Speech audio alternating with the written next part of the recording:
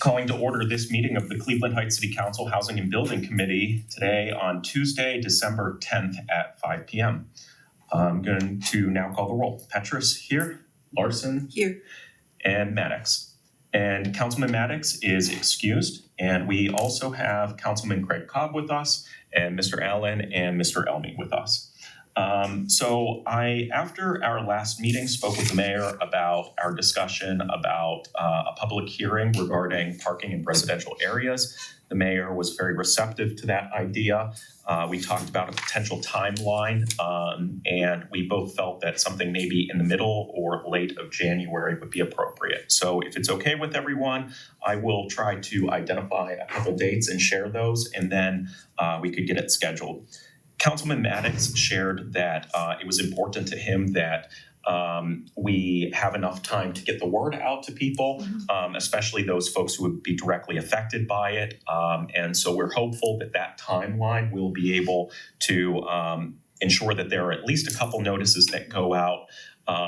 Councilman Maddox specifically mentioned the newsletter. The mayor was open to that idea. And if there are any other ideas for how we get the word out, please let us know. Yes. Director Butler, could we send something in the mail to those people who are listed on our registry as rental property owners? So we have that capability, right? We can mail to all licensees of occupancy permits. So if that's something that you guys want to send out to for notification, we can likely make that happen easier and email because it doesn't cost us anything. And one other thing that I wanted to talk about on this topic is I think that it might be helpful if we went to the hearing with something specific to present. So during our last meeting, we talked through some potential changes, and then we also talked about the idea of a registry. But what do you think about going and proposing a specific idea? So for example, one of the ones that I think that we talked about was maybe suggesting a change to the weight or maybe the number of axles. Do we want to do something like that? Or do we want to maybe start the hearing by overviewing the current rules and hearing what, if any, feedback people have? Is there a preferred approach? Well, that makes the most sense to me because we're talking about revising those rules and maybe people aren't aware. They're going to see our notices, right? I don't know if you publish in the notice the actual ordinance the way it sits right now, which may be a good idea anyway, but that seems like a good starting point for people to react to. If I understood our last conversation correctly, we were really focused on the residential rules and not as much, or I'm sorry, the commercial vehicles and not so much the recreational vehicles. Yeah. So do we want to say that we are considering changes for commercial vehicles potentially regarding weight and number of axles, or is there something different? And I guess Councilman Cobb, if you happen to have any thoughts, feel free to weigh in. I'll hold off any comments until I see what you guys have got drafted. I just think it's very important that we get the word out. Yeah. Because my belief is that the majority of residents do not want commercial vehicles Okay. parked next to them. I know I don't. Yeah. And that's the purpose of this hearing, to hear, where people are at before making a change. So I guess if there are any other ideas for a specific proposal, let me know. I can share this with the mayor. I can let him know that we talking about commercial vehicles and potentially changing the weight and number of axles, and see if there's anything more that he thinks he'd like to have included in there. Also, during one of the recent meetings, I think that it was maybe last Monday, where Council Vice President Russell expressed an interest in discussing this. I reached out to her, and she is open to the idea of doing this collaboratively So because there are 3 people on her committee, Right. it's basically all of council. So I think that I'll suggest to Council President Kuda that we just have a full council hearing, since it's going to include most council members anyways. I'm assuming that that's okay with folks. When do you think you'll start to promote it so that we can, like, if you can have repeated Mhm. weeks of having it in the e-newsletter, that will be helpful. Yeah, I agree that the repetition would be helpful. I'm not sure what the mayor thinks about, the number of times that it would be included. He was open to the idea of promoting it through there, but once we, I think, settle on the time, or I'm sorry, the date and time, and then what we might propose during it, then I think that we could go about promoting it. So I'll share with him what we just talked about here. See if he has any thoughts. Have it in the early evening so people can come after work.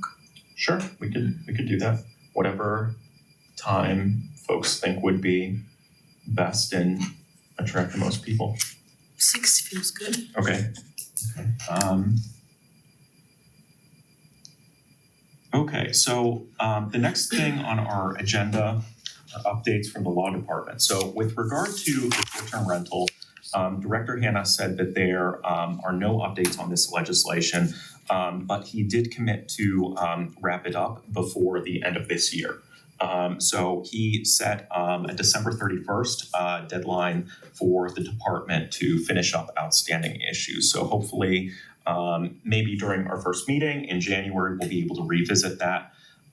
He had a question about the excise tax and what council settled on for that.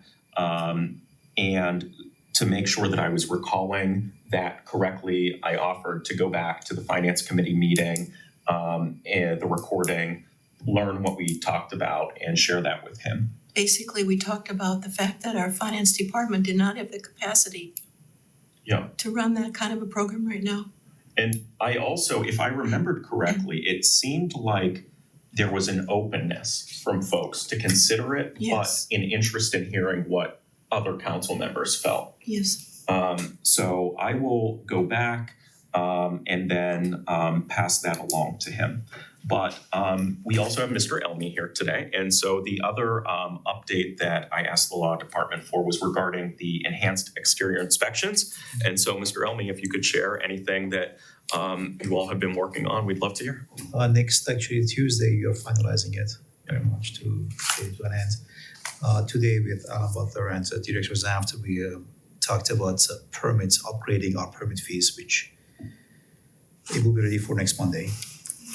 And but there was one thing I would like to ask the member of the council: is it possible to waive the permit fee for wheelchair ramp, especially for seniors or veterans? I We guess. will review it, of course, but they shouldn't pay anything. Yeah, I guess if you're asking whether it's possible, I don't know the answer to that. If you're asking if we would be open to that, I mean, I think that I would be. There So was a few cases I've had this past summer, and which a senior person who approached us and they to build a ramp for their wheelchair, and they were having difficulties. And I think we should not charge our seniors or veterans. We will review, of course, the plans, Okay. but we will issue the permit, of course. But it should be a $0 fee. is there anything that you're looking for us to do now, or is this something that you were just taking our temperature and then we'll work on and then bring back to us? I think as soon as possible, if we can do it, that would be great. If something you want, if the council wants, the member of the council wants to talk about it, that would be great. And whatever is necessary from my side to do it, do I have to write it? Do I have to something represent it to the city council? Yeah. Please let me know. Yeah, I think that maybe a good next step would be, and maybe you have already, but talking with the mayor if you haven't, see where he falls on this, and then maybe at a committee of the whole meeting, if Council President Kuda were interested in it, you could come and share the idea. But that makes a lot of sense, and thank you for sharing that. That's so far as He'll be talking about the ordinance that will be finalized pretty much by this next week. Okay, great. And permit we talk and that's all. Great, well, thank you so much. We really appreciate that work, and I know a lot of residents do as well after the recent facade collapses. So are there by chance any questions for Mr. Elmy before we move on? No, thank you. Okay, so council's last scheduled meeting for the year is on Monday, the 16th, because this meeting is on Tuesday. I suspect that it could be on the agenda whenever we return in January, but I will keep an eye out, and again, thank you so much for that. I would think it'll come back to be assigned to committee, Okay, right? I think so, potentially, yeah. so. So the next item on our agenda was requested by Council President Kuda, and that is the Western Reserve Land Conservancy Property Survey. So Mr. Tom Byer came to a council meeting and shared that on his street, Grandview, he noticed some inaccuracies whenever he was looking at the data. And so I think Council President Kuda wanted us to talk through that and how we might deal with issues like that whenever a resident brings it to our attention. During the meeting that the mayor invited us to, where Mr. Matt Zone and others from the organization were here to talk about it, if I remember correctly, asked a question like, if, a resident has, if they claim that, it wasn't accurately reported, what should be done in that instance? And I think that the answer was sort of that, well, the data is the data, we don't want to change it. But Mr. Butler is here, and so he shared with me before the start of this meeting a couple ideas that he had for how folks might be able to share feedback. Right, so I think if any resident has a discrepancy with the data that they see in the report, right, we're not gonna change the report. I don't think that would be fair for the report or for the accuracy of it. But they can report anything that they have a question about to the housing department through a complaint, and we can investigate it to see if more action needs to be taken on that property itself. Sometimes the report may reflect worse condition of what they're complaining about or a better condition. So, right, if they want us to follow up on a property, we have an open communications line for our complaints, and we can go take a look at whatever property. The more information we have as a department, the better, right? If the report reflected that it was occupied and the property is actually vacant, that's something we want to know about. So the community can let us know that it is vacant, and we'll double check our records to make sure that we have it accurate on our end. Great. What's the phone number that they should call? 291-5900 And is there an option to select to get to the right? for a complaint. Yeah. And what about email? If someone wanted, should we tell them Mayor's Action Center or? Yeah, I don't know that there's an email for a complaint, but I would say Mayor's Action Center would be the best bet, right? And they could route us the complaints. Okay. Any other questions or comments about the property survey? This would be about the accessibility of the property survey on the website. And if you would just find out if these are possibilities, I would really appreciate it, Director Butler, because for those of us who have coordination problems with our hands, trying to drill down to the correct piece of property on the application is very difficult at best. And you'd have to take several chances at getting the right property to pop up. When we saw the program originally, when the people presented to us, they said it would be like Cleveland. In Cleveland, you can there's a front-facing interactive screen where you just type in an address. I'd like to know if that's at all possible.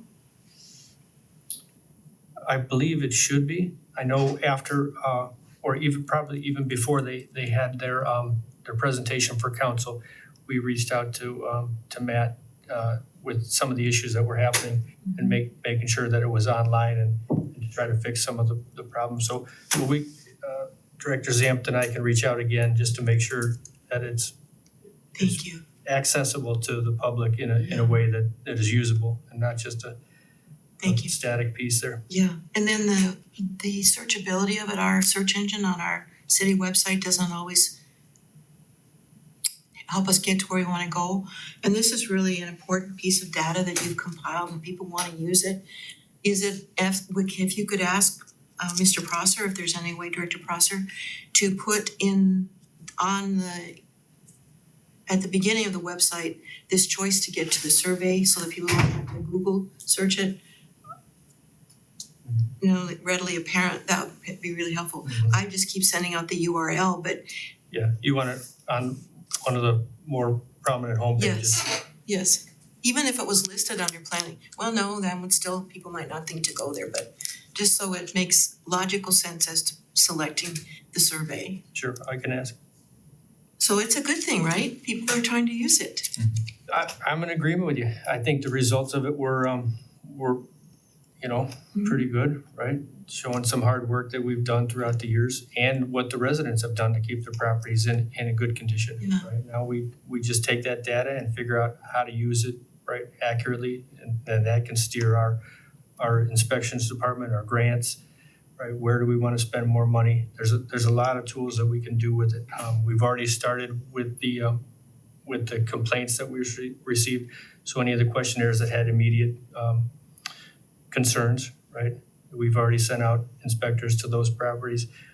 We're reviewing the D and F properties. I'm sure if we did a survey again, that we'd have a few less D and F.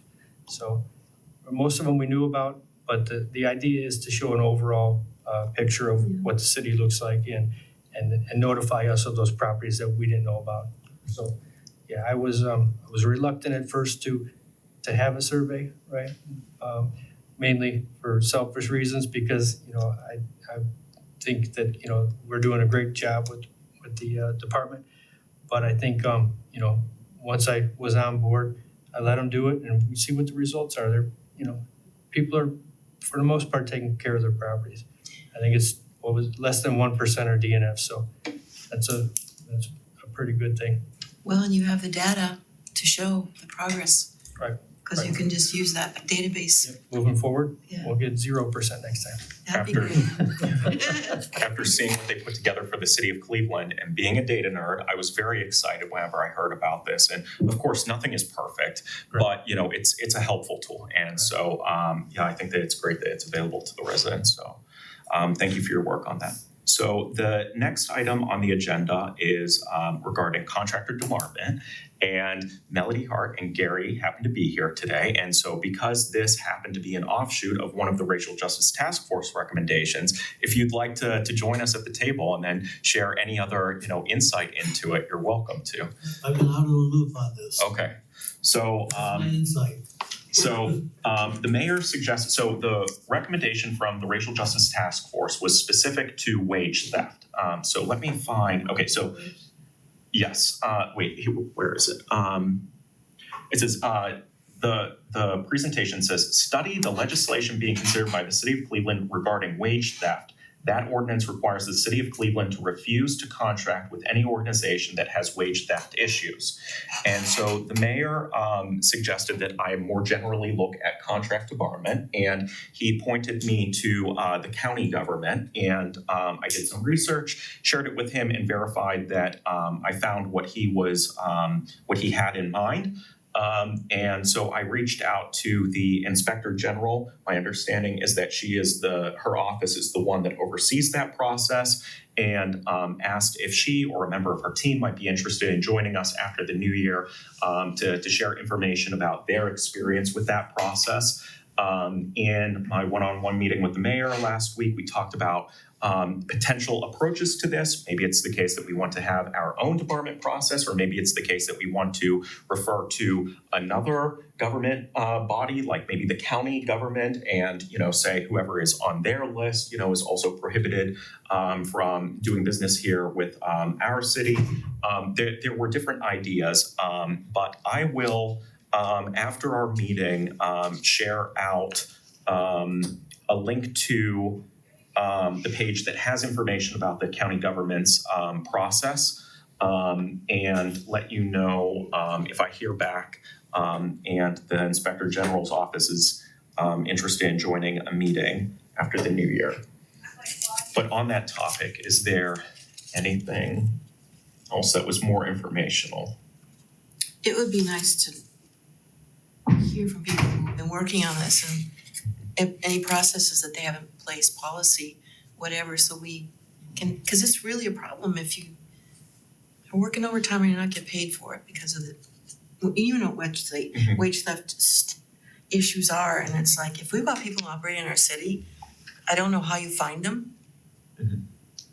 Did you get any kind of idea from her or what? Well, I think that this is specific to the city government doing business with folks. And so, you know, if there's a homeowner who does, you know, chooses to do business with someone, they could refer to this list and choose not to do business, but I don't think that we'd probably be able to bar them from, you know, entering into that agreement. So But it could be made a part of the contract then going forward with a contractor for the city? potentially, maybe the law department is able to add, you know, some language to their contract saying that, you know, we don't do business with groups that have been debarred. But it's something that I look forward to learning more about because it's not something that I have a lot of knowledge on right now. Anything else on that topic? Next, under the other section, as I mentioned during the last meeting, the mayor mentioned to me that he is interested in considering program that might address vacant storefronts, and he is offering to our committee the opportunity to work with Mr. Anderson on that. It could be the case that it involves having conversation with local stakeholders, whether it's building owners, you know, businesses. But if anyone is interested, let me know and I can let the mayor know. And I think the only other thing that I have here is regarding an apartment building on Noble that maybe some of us have heard about. It was without heat for a while, and so Mr. Butler, if you wouldn't mind providing just a short overview to folks who may not have heard about it and an overview of what we're doing. Yeah, so I received an email, I think it was last weekend, and then upon return to, you know, the office on Monday, we sent an inspector out to verify. We contacted the tenant who made the complaint, and we have sent a notice out to the owner. In these cases, right, it's difficult because the owner says, you know, they're waiting for parts, right? To my updated knowledge, there was a contractor out there today installing the parts that came in, so hopefully today it's back up and running. But I think, you know, this sort of gives us that the legislation that we were proposing for, you know, the Cincinnati ordinance and the Columbus ordinance. What are the tenants' options in this, you know, sort of predicament? You know, so further conversations about how and if the, you know, council wants to enact something like that. For our purposes, you know, we send a notice and we have the options of the penalty, right? We take them to court. This particular owner was already in court on another case. So, you know, it's, you know, something that should take consideration when, you know, we pass this, or if, you know, you guys determine that the repercussions of relocating are gonna be on the owners. So hopefully good news on this, you know, particular case. But again, if any others come in, right, please refer them to our department. The quicker we get them, the quicker we can make action.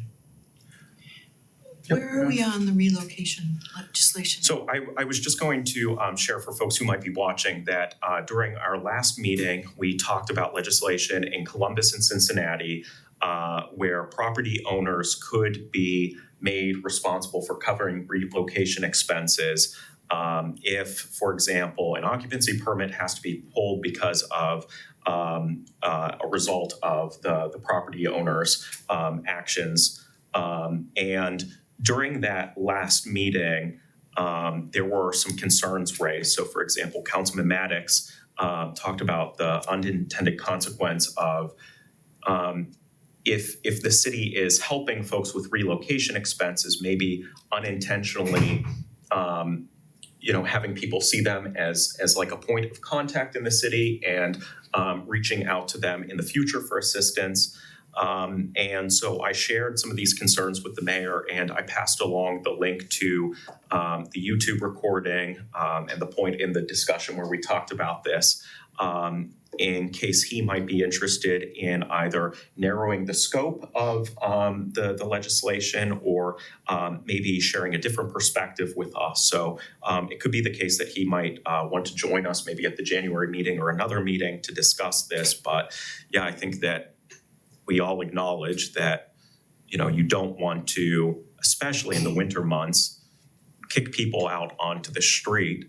But at the same time, you don't want them having to live in a place that doesn't have heat, doesn't have water.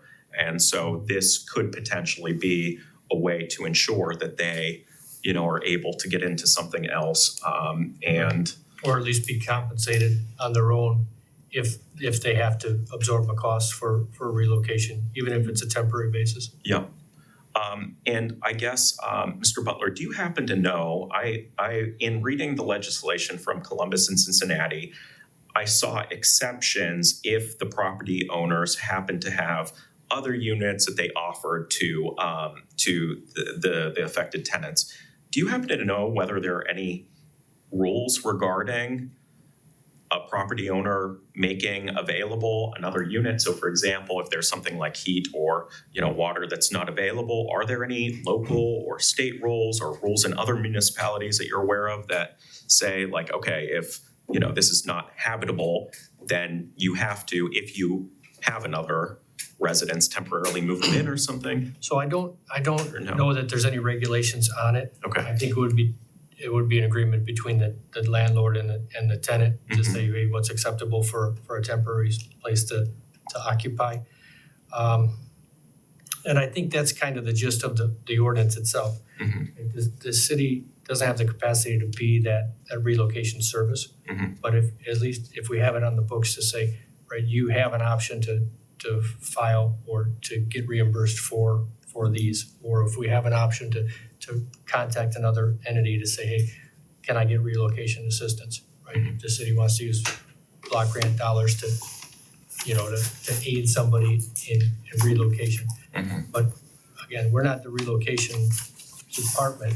I think Columbus has their own relocation, department themselves.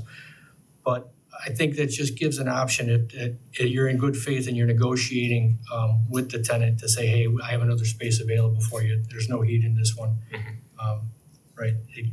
They're working in good faith in the ordinance and Columbus or Cincinnati notify, acknowledge that there's an option instead of just us posting it right away and not giving that tenant an option to have a safe place to stay.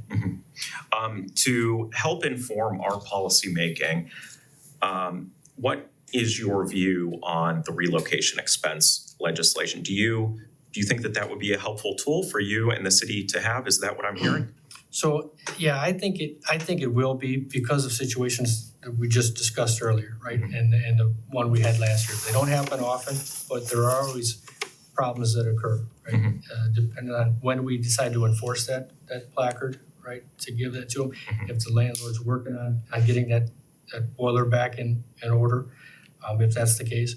But I think it's a good option for the tenants to have, right, to give them some more ammunition on, right, getting reimbursed, right, for an inconvenience that they've had. There's always issues that happen, but I think in looking at that ordinance, we don't want to burden the department with, right, the calls where they're calling us for that social help, the needs that, hey, where do I find relocation services? Right? We don't have all those options. So giving them, the ability to recoup their money or to find other options is good, but right, we have to be limited on what our services are. And I do think that the tenant rights and responsibility legislation could be helpful as well, because if in that information someone sees that they're able to put their rent into escrow with the court, Right. I think that could help some situations. And granted, I think that in this case that I heard about in the media, this issue was happening just after the first of the month. So you don't have as much leverage. You don't want to have to wait, 25 days until the end of the month, 25 days without heat before being able to go and put your rent into escrow and, encouraging your landlord to do that. But I do hope that would, help to some degree. A question, if I remember correctly, based on what I saw in the news regarding this building along Noble, I think that I saw that there was a housing voucher being used. So for folks who are covering their rent using a voucher, is the process any different? Are they able to report things and have it inspected just like any other tenant in the city? Sure, absolutely. In fact, they can report it to us. They can also report it to the voucher provider. Okay. So if they report it to them, right, they can revoke the payment, right? Okay. If warranted. So I think that in this case, right, notifying us immediately, right, is the key, right? We can get moving on getting action from the owner, put some pressure on them. And in this case, we were out earlier, but the heat was on, right? And by the time, right, I got the notification, it was about a week ago. So, right, there's a little bit of, right, get it to the person immediately, right? Let us know, and we'll go out, and if it continues to happen, continue to call us. So, Okay. Would it be too punitive? Like, we were talking about the city reimbursing someone for having to stay in a hotel or whatever. Would it be too punitive to then take that cumulative charge and assess it as a lien on that apartment, that building, or landlord? So I mean, I think that was an option in one of the ordinances that we reviewed with Yeah. Columbus and Cincinnati. It just depends on how we want to do it. We want to give Right. them the tools to do it, or is it something we're going to take lead on to say, hey, right, we're going to pay for it, and then, we'll try to get reimbursed through that lien process. Okay, So again, what's the capacity? right. Do we have that capacity to do it? How much involvement are we gonna have in it? Right, or is it a tool for a resident or a tenant? So I'll share with the mayor that we continued this discussion. I'll also let President Kuda know that we continued this conversation. Maybe it's the case that they'd both like to join this committee's meeting in January and discuss it further. Maybe at a committee of the whole meeting, they'd like to, bring it up and see where other council members are at. But because we revisited this, my impression after the last meeting was that there was an interest in moving forward with it. But since it seems like there might be interest, I'll share it with those two and see, what their thoughts are on it. But that is the end of our agenda. So I wanted to see if anyone else happens to have anything that I wanted to bring up. Carrie, Melody, is there anything that either of you would like? Okay, well, with that, I am going to adjourn this meeting at 5:33.